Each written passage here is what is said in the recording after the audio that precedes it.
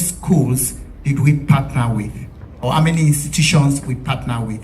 Am I correct? You're currently partnering with. Yeah. In our project, we are looking at it from the point of view of sensitizing and mobilizing the youth.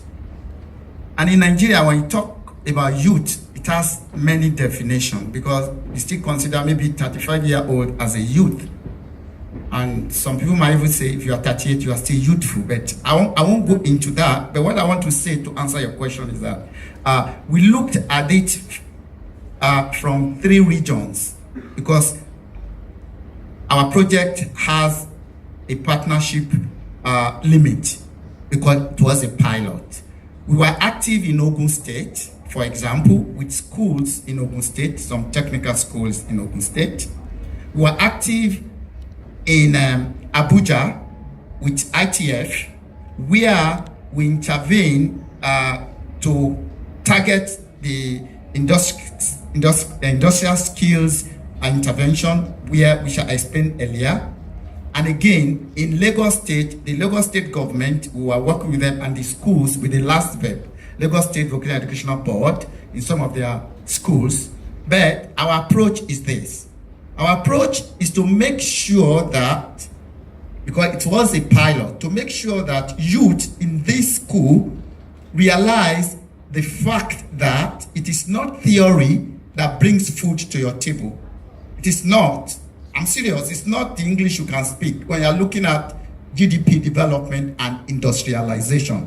What industrializes a nation are the youth that are engaged in skills.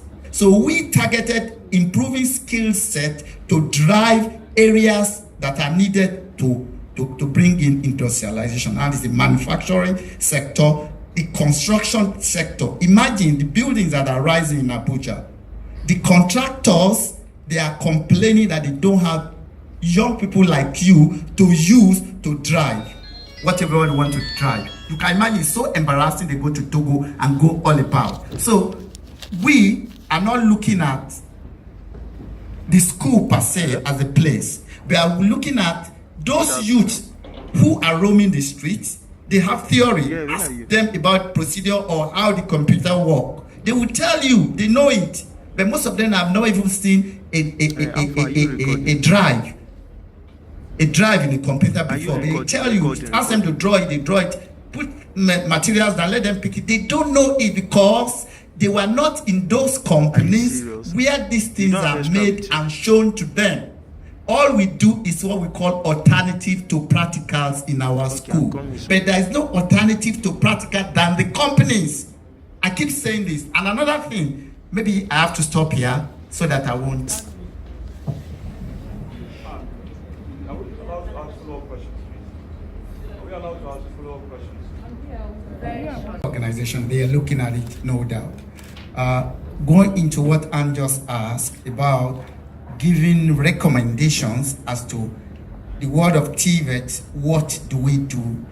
What can we do to make it better? So I want to speak to that, and if I'm allowed. I've been in the TVET space for about 6 years now. I'm very actively. One thing that is making things to really slow down, no matter what the private sector does, no matter what NGO does, no matter whoever, churches, mosques does, if we don't have a policy on TVET, vocational education, we are not going anywhere. We have educational policy. Please don't get me right, sir. Wrong, sir. But we don't have a vocational policy. We talk of skill centers. Everybody is doing it the way he likes, but the policy is yet to evolve. We, in our project of 5 years, that is part of one of the instruments we are working on.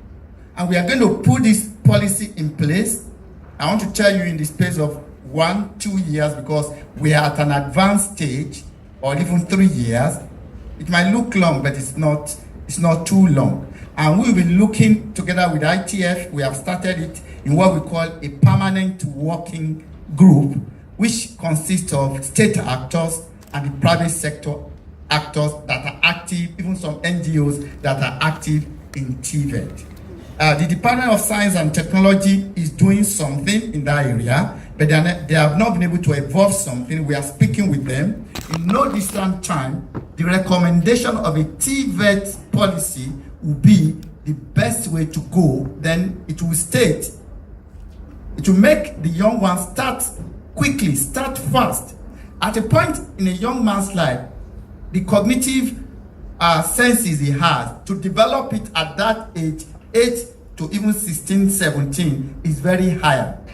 But here we jump in at a very advanced stage, at 35 or 30, we said that is youth. Your cognitive sense at that stage is there, but it's not as receptive as a young man that start learning skills at a very young age. So looking at that from that angle, madam, we'll be reaching out to you from my side. I'll be reaching out to you from other, like Mr. Bruns also indicated. And I think I'll pass the mic for.